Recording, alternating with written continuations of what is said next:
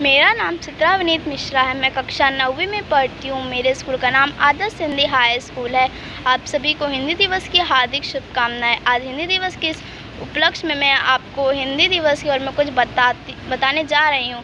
हिंदी केवल एक भाषा ही नहीं बल्कि भावनाओं का उमड़ता हुआ सैलाब है। देश में करीब 77% लोग हिंदी बोलते हैं।